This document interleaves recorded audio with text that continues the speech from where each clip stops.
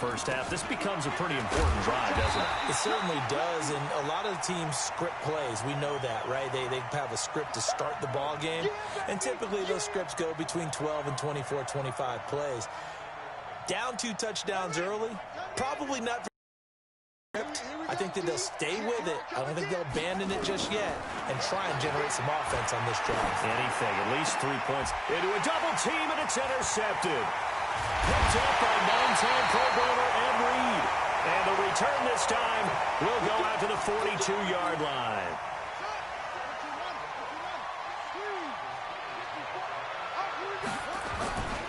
This is Ingram on 1st and 10. And that'll hurt the average a bit as this time they're able to get him behind the line. It's a loss of a yard there, and now 2nd down. And this should be the final play before the quarter ends. On 2nd and 11 now.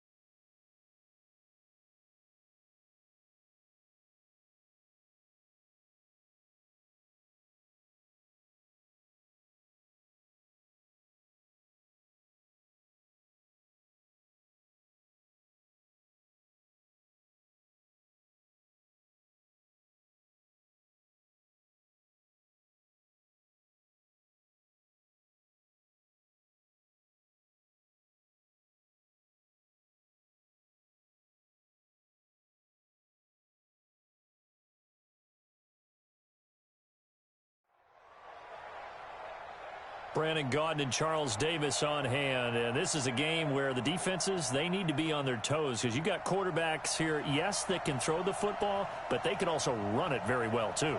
Mobile quarterbacks. Remember, for the longest time, they used to tell the quarterbacks, stay in the pocket. We don't want you outside of it at all. Nowadays, that mobility, truly an asset, and people are game planning for it. As a scout told me recently, we are actually working with what the colleges are giving us nowadays. It's a very short kick taken by an up man.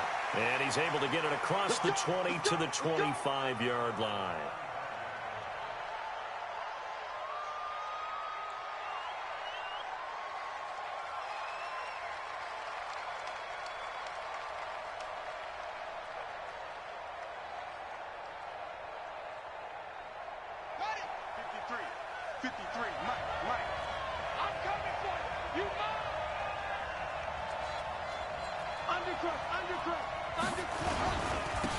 On 1st down, Peyton, and not much to speak of. Call it a 1-yard gain up to the 26.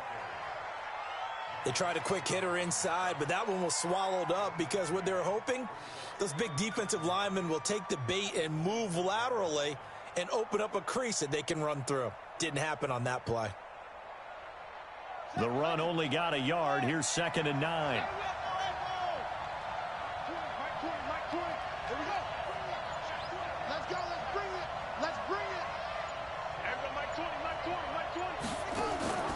Off the play fake. Here's Jackson. Looking for Gronkowski, and it's intercepted. Picked off by Jalen Ramsey. And a super return as he gets us all the way down inside the 25-yard line. Gronkowski, the intended target. Well, not a good omen there. His first throw of the afternoon, intercepted. And I know what the fans are thinking right now. I hope there's not negative thoughts in his head going forward since that's his first throw of the game. But one of the things I remember about him coming out of school is he's able to wipe things away pretty easily and move on. Here's Ingram. And they'll lose yardage here. Knocked back to the 19-yard line. That sends him 2 yards in the wrong direction and leads to second down.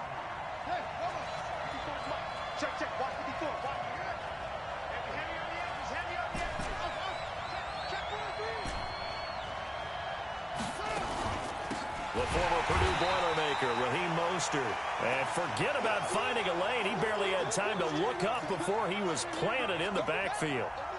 The chance of wasting this great starting field position, a real threat. This is 3rd and long. Mike 54. Mike 54. Let's set a tone, fellas. Let's set a tone. Kill. From the gun, Jackson. And Jackson cannot get away, and he'll go down. From his linebacker spot, that's Derek Brooks with a sack. Man, he got in there so quickly, Charles. What could the offense have done to adjust and account for that? But what you're hoping is that you figure out and you see and get a clue that maybe there's going to be some pressure coming at you, and you change the blocking schemes. Maybe you go to max protection. The biggest one is maybe you bring your running back in to try and keep you clean. But in that case, that didn't happen. 0 accountability, and a sack resulted.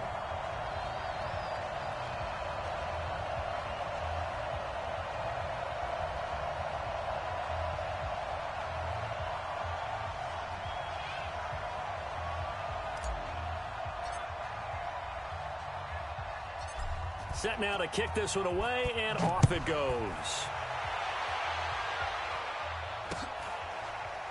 And a mistake on the lateral. It's a loose ball. There's never a good place on the field to fumble the ball. Let's just call it as it is. But definitely not in your own red zone. In your own red zone, it's heightened, isn't it? Because you're almost automatically giving up a score and the momentum, and everything just changes for your team. Yeah, so the kickoff fumble, now great field position. The offense now at the line, ready for their next drive. They threw an interception the first time they had the football, only gave up 3 points off of that, so it shouldn't be a difficult hole to overcome. It really shouldn't, as long as they're not listening to the chatter coming from the other side, because when you throw a pick, look, I know defensive backs, they have a tendency to be a little bit loud after they take one away, but they also have a tendency to gamble a little bit more, thinking they'll get a second one. Maybe they can take advantage of that with some double moves. And oh, look at that, a diving catch. Give them 14 on that one and a first down.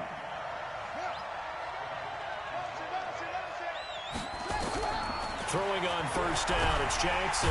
Nowhere to escape, and he goes down. The #1 pick, Myles Garrett, coming in to drop him. And plays like that really hurt play calling. They had a really nice gain on the previous play, but gave about half the yardage back on the sack. Excellent pressure up front, nowhere to go with the football. Down he goes.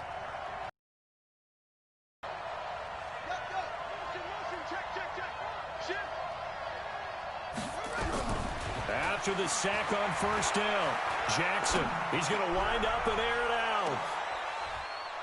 Into double coverage, and it's intercepted. Brian Dawkins, the safety, with a pick. Well, they didn't exactly show patience there, did they? Just down a score, they come out firing right away and compound things by throwing an interception. They put their defense in a really tough spot. Let's go, defense. They'll run with Ingram here to begin the drive. And he'll get this from the 25 to the 30 for a pickup of 5. A quick burst there, and he nicely bit off a pretty decent gain. Ball on the 30. They'll come up with a 2nd and 5. Hey, pick it up, defense. That's Henry. Right there. Throwing is Jackson. And this throw will be intercepted. Picked off at the 39.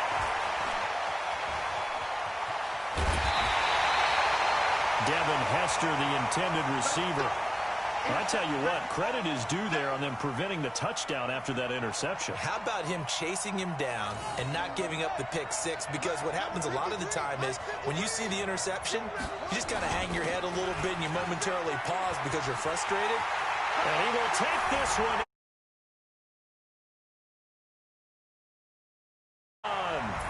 his guys have taken the lead.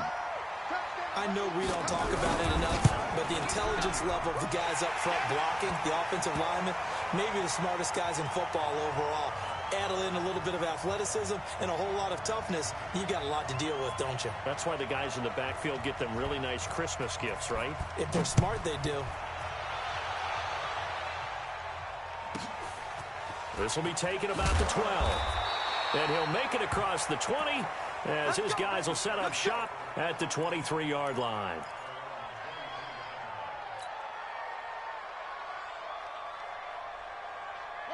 The Steeler offense here about ready for their next drive. They've shown very little offensively to this point. Well, neither team has really. They come up here now, first down. Trying to shake off the interception from the last drive. He'll look to throw. Got a man, that's complete. And this will go as a gain of 7 as he gets it to the 30-yard line.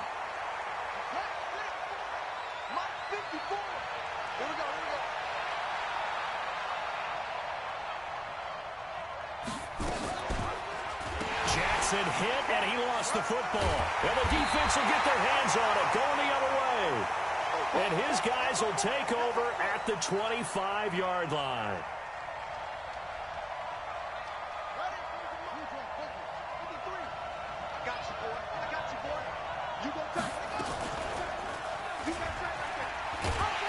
And he went nowhere. He'll lose yardage back to the 29. That's going to go as a loss of 4, and it'll be 2nd down.